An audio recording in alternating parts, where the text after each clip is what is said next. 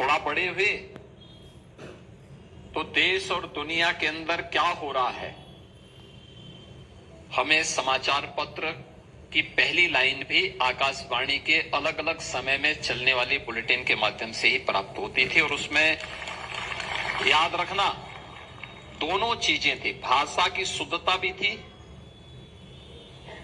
और समाचार की गुणवत्ता भी थी और उसमें सच्चाई भी झलकती थी। यानी उसमें पीठ पत्रकारिता कहीं नजर नहीं आती थी।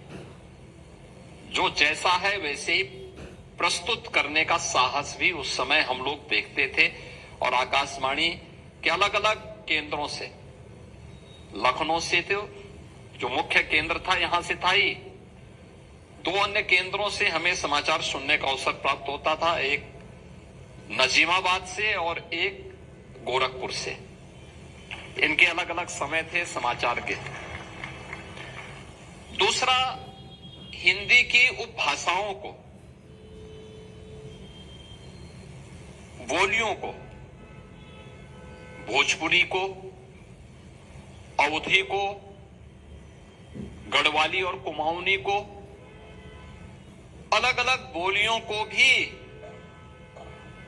कैसे स्थानीय लोगों को जोड़ने का माध्यम बनाएं और उसको कैसे लोकप्रिय बनाए जाएं, यह भी हम लोगों को आकाशवाणी के माध्यम से सुनने को, देखने को अवसर प्राप्त होता था। यानी केवल मनोरंजन नहीं था, ज्ञानवर्धन भी था, आस्था का सम्मान भी था और साथ साथ स्थानीय लोक भाषा, लोक कला के लिए मंच का एक सशक्त माध्यम भी था। और उस सशक्त माध्यम के 88 वर्ष ठीक आज ही के दिन उस समय के उत्तर प्रदेश की प्रीमियर यानी संयुक्त प्रांत के प्रीमियर पंडित गोविंद वल्लभ पंत जी के कर कमलों से प्रारंभ हुआ था।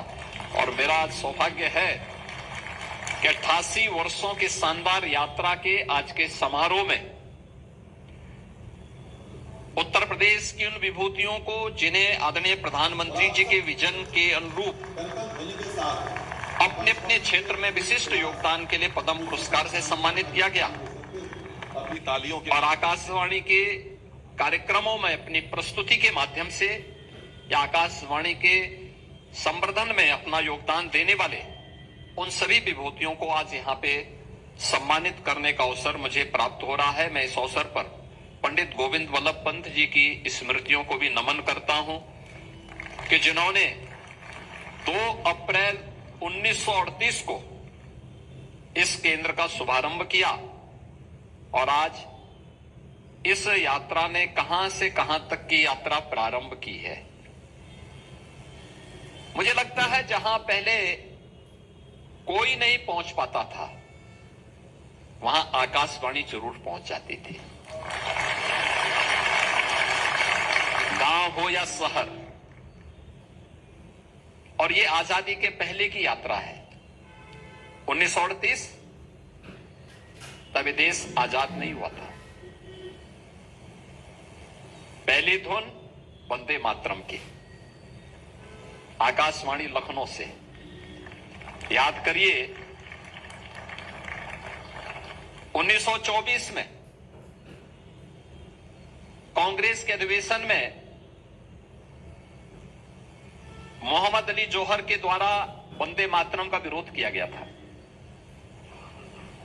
1937 में कांग्रेस ने फिर यह तय किया कि नहीं, इसके पहले 2 छंद गाए जाने चाहिए और 1938 में आकाशवाणी लखनऊ से वंदे मातरम का गायन हो रहा है।